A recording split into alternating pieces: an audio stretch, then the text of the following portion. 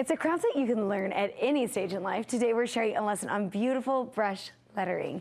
You may have seen those handwritten letters and quotes all over Instagram and Pinterest and wondered how they make it look so easy. Well, today we're sharing a sneak peek into how exactly it's done.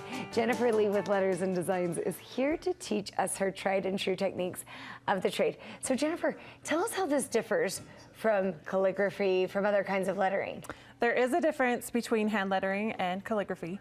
And hand lettering is going to be more free and more creative. And calligraphy will be, you'll need to follow some more rules. And that's why I kind of like it. There's a big difference. And the brush lettering in particular, you do with a brush pen. And that makes sense. So you're kind of stuck to something more standardized when you're doing calligraphy, whereas this, you use your own handwriting. Is that right? Is that the base for it? Yes. Yeah, I wouldn't call it your own handwriting, but you can definitely be Come on, you're not writing letters with this? Hey, it's definitely not my own handwriting, but you can be more creative. Okay, so there's some movement in it. So you brought in some really pretty examples of what you've done before. I want to take a look at a few of these. Just, you've got this. Tell us about this one. This one I did with this Tombow brush pen. A lot of these I have done just for fun on my own. Some of them have been commissioned pieces, and I have some of them on sale in my Etsy shop.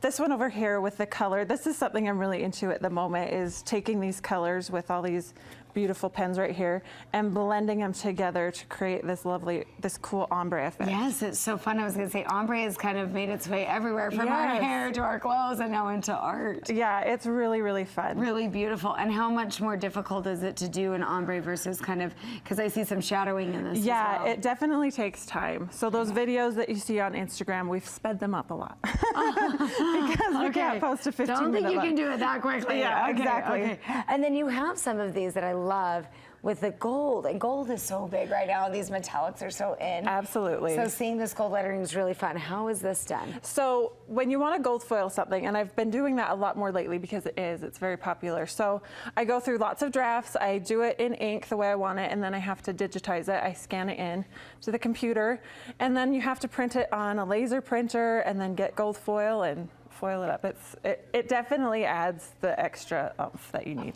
It definitely adds oomph, and it sounds like that's another one that you kind of have to be ready. It is treat this like a piece of art, not something you're just doing quickly. Absolutely. There's lots of steps when you're going to gold foil. Okay, and you are going to show us some of those steps. I want to see how we do this. She's going to teach me how to do this today. Okay, so the basic principle that you need to know is when you are bringing the brush down towards your body, and you're going to use this one. This is probably a good beginner one. Great. We'll yes, beginner is what I'm looking for here. This will be the first one. We'll talk about some different types of pens in a minute, but this one, it's called the Tombow Hard nib pen. Okay. So the brush pens, it has a little bit of flexibility. That's why it's a brush pen.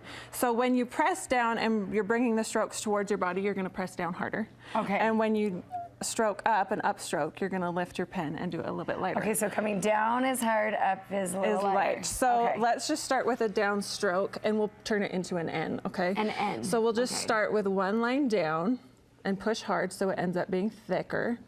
And then this is the other tip I always say is don't be afraid to lift your pen, even in the middle of a letter, because it helps those upstrokes and downstrokes be separate so that they're not kind of like, is this thin or is this thick? Oh, good idea. And it helps you kind of control your hand. Yeah, so we're going to do a lowercase n. So we're going to take and we're going to make a smaller upstroke and then come down thicker again. It's pretty tricky. And it's not something that comes naturally. You have to do a lot of practice. Okay. So that's the basis of it. Let's just write, I was writing the quote, never give up earlier today. So the E. You're going to be light and then come thick on that downstroke. And it's a little bit smaller. Okay. So yeah, you don't have to do it that way. There's lots of different ways to do it.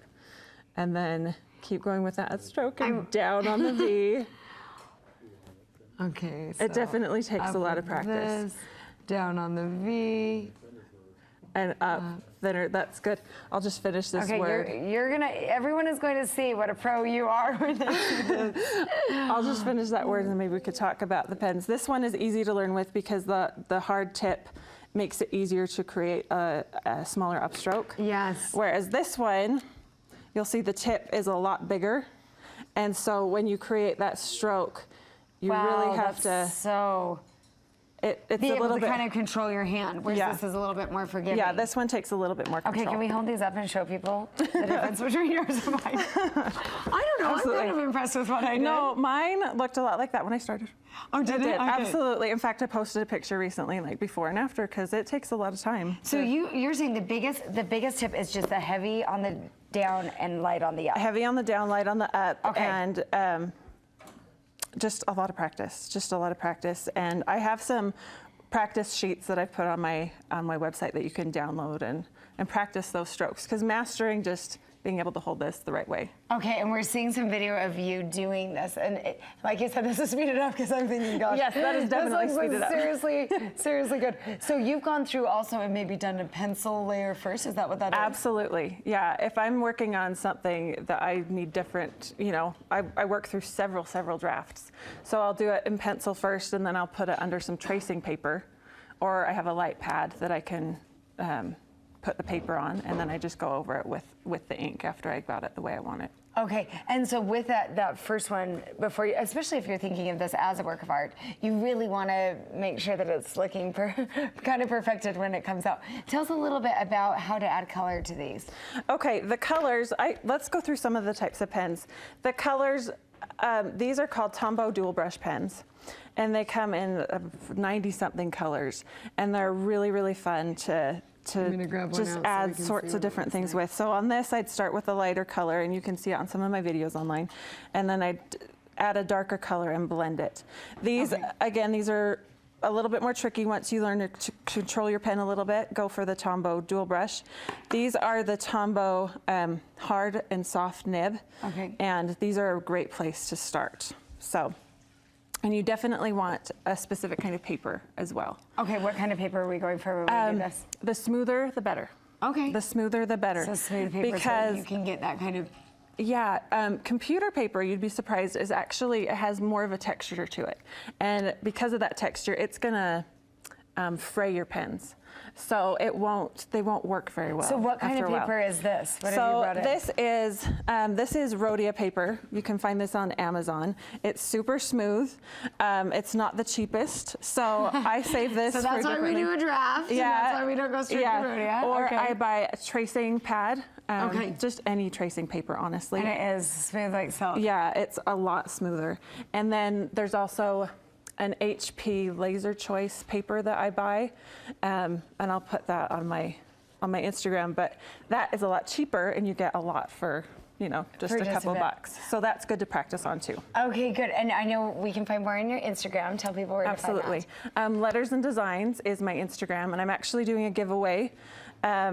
It's on today, and I'm doing a giveaway for a beginning brush lettering set. So you'll get a bunch of these pens, this super nice paper, and my workbook as well. Awesome. Sounds like a great deal. Thank you so much for showing us how to do this. Thank you.